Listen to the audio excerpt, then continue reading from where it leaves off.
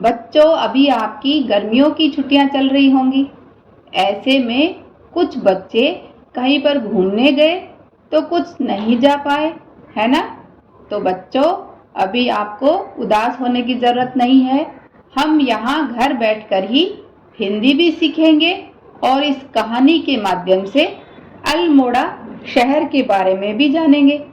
तो चलिए, फिर देर किस बात की, शुरू करते हैं हमारी आज की ये कहानी, जिसका नाम है अल्मोड़ा की सुंदरता।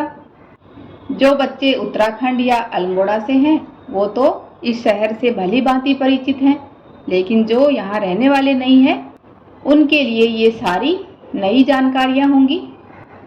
बोनी बंदर के दोस्त खुश थे, क्योंकि गर्मी की छुट्टियाँ शुरू हो चुकी थी। उन्हें फैसला करना था कि अपने ट्रैकिंग टीचर के साथ छुट्टियाँ मनाने कहाँ जाना चाहिए। वे सब यह फैसला करने के लिए बोनी के घर पर इकट्ठा हुए। मैं कुल्लू मनाली जाना चाहती हूँ, सैली गिलहरी ने कहा। नहीं, मैं श्रीनगर जाना चाहता हूँ और हाउस बोट में रहने का आनंद लेना चाहता हूँ तथा डल झील में शिकारा की सवारी करना चाहता हूँ, गिगी जिराफ ने कहा।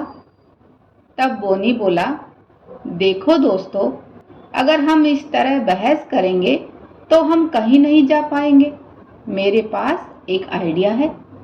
एल्मो हाथी ने कहा, हमें जल्दी बताओ बोनी।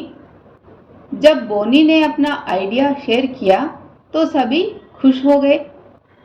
रोरो खरगोश बोला, वाह, कितना अच्छा आइडिया है बोनी।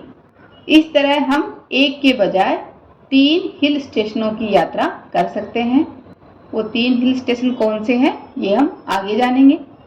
जब उनके ट्रैकिंग टीचर टोटो कछुआ ने पूछा कि क्या उन्होंने तय कर लिया है, तो उन सभी ने अल्मोड़ा कहा। यह सुनकर टोटो ने सुझाव दिया, नैनीताल भी चलो, जो दिल्ली अल्मोड़ा के रास्ते में है। हाँ, हमें भी नैनीताल ले चलो। हम नैनी झील पर नाव की सवारी का आनंद लेंगे। रानीखेत अल्मोड़ा से मुश्किल से 50 किलोमीटर दूर है, हमें वहाँ भी जाना चाहिए। यह एक प्रसिद्ध हिल स्टेशन है, सैली बोली। तो इस तरह तय हुआ कि अल्मोड़ा, रानीखेत व नैनीताल जाएंगे सब। हाँ, यह सही है, हम अल्मोड़ा व रानीखेत जाएंगे और बाद में नैनीताल भी जाएंगे। यह अंतिम योजना है, टोटो ने अपनी योजना बताते हुए कहा। बच्चों के जाने के लिए एक टेम्पो ट्रेवलर की व्यवस्था की गई। पहाड़ों के फोटो खींचने के लिए गिगी अपना कैमरा साथ लाया था। कैमरा गले में लटके होने के कारण गिगी एक प्रोफेशनल फोटोग्राफर लग रहा था। उन्होंने सुबह दिल्ली से अपनी यात्रा शुरू की। ट्रेवलर से दिल्ली से मुरादाबाद, रामपुर और रुद्रपुर होते हुए 381 यानी 381 किलोमीटर का सफर तय किया। वे शाम को अल्मोड़ा पहुंचे। एक होटल में उनके लिए पहले से ही कमरे बुक थे। बच्चे थके हुए थे, जल्दी ही खा पीकर सो गए। सुबह उठते ही होटल की तीसरी मंजिल से अल्मोड़ा की खूबसूरत वादियों की सुंदरता की तारीफ करते हुए बैरी भालू ने कहा, वाह, कितना सुहाना मौसम है इन वादियों का। दिल्ली शहर इतना गर्म है और ये वादियां कितनी शीतल हैं। चीड़ और देवदार के पेड़ दूर तक अपनी हरियाली बिखेरे हुए हैं और उधर देखो, बुरांस के पेड़ों पर चमकदार लाल फूल। पेपी मोर ने अपने रंग बिरंगे पंखों को फैलाते हुए कहा। अरे, तुम अल्मोड़ा की प्राकृतिक सुंदरता की ही बात करते रहोगे या फिर इसका कुछ इतिहास भी जानोगे, बोनी ने कहा। सैली गिलहरी ने उत्सुकता से बोनी से कहा, अरे हाँ, कोई तो रहा होगा जिसने इतने सुंदर शहर को इस पहाड़ी पर बसाया होगा। क्या आप हमें इसके बारे में बता सकते हो? मैं बताता हूँ। अल्मोड़ा शहर 5 किलोमीटर लंबी पहाड़ी पर बसा है। यह समुद्र तल से 1638 मीटर की ऊंचाई पर है। इसके दोनों ओर कोशिका और शामली नदियां बहती हैं, जो इसकी प्राकृतिक सुंदरता को और रंग बिरंगा बनाती हैं। खगमरा का किला इसके पूर्वी किनारे पर स्थित है और इसे राजा भीष्मचंद ने 1555-60 ईस्वी में बनाया था। अरे, अल्मोड़ा का इतिहास तो बताओ, ज्ञानी कहीं के, सैली ने बोनी को चिढ़ाते हुए कहा।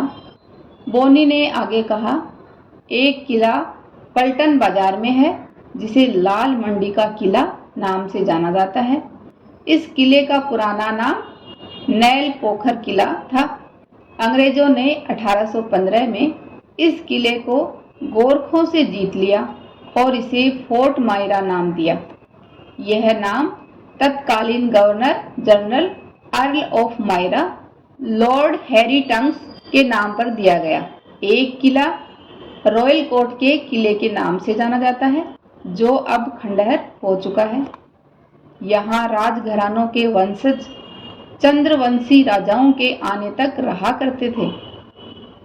अरे बोनी, अल्मोड़ा का इतिहास ही बताते रहोगे या घूमने भी चलोगे?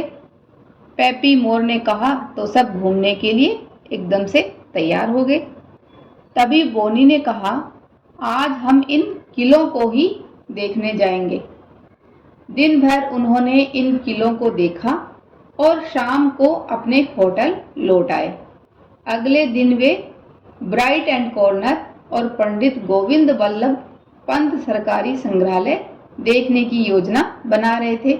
ये देखो, इस संग्रहालय के सामने खड़े हैं सारे। सुबह बच्चे जल्दी उठे और अपने होटल से सिर्फ 2 किलोमीटर की दूरी पर स्थित ब्राइट एंड कॉर्नर पर सुंदर सूर्योदय देखने से पहले जॉगिंग के लिए चले गए। बैरी भालू ने सोचा, यह समझ में नहीं आया कि इस हिंदी भाषी प्रदेश का नाम अंग्रेजी में क्यों रखा गया है। बोनी ने समझाया, इसका नाम अंग्रेजों ने इंग्लैंड की एक बीच ब्राइट के नाम पर रखा है, जो अपने सूर्योदय और सूर्यास्त के दृश्यों के लिए जानी जाती है। तो पता चला बच्चों, ब्राइट एंड कॉर्नर का नाम क्यों रखा गया या कैसे पड़ा। अच्छा, ऐसा है, बैरी ने अपना सिर खुजलाते हुए कहा। अगली सुबह नाश्ते के बाद वे संग्रहालय देखने के लिए तैयार थे। बोनी और उसके दोस्तों ने राजू गाइड को संग्रहालय में उनका इंतजार करते पाया। गाइड ने बताया, यह पूरा संग्रहालय सेंट्रल लॉज नामक भवन में स्थित है।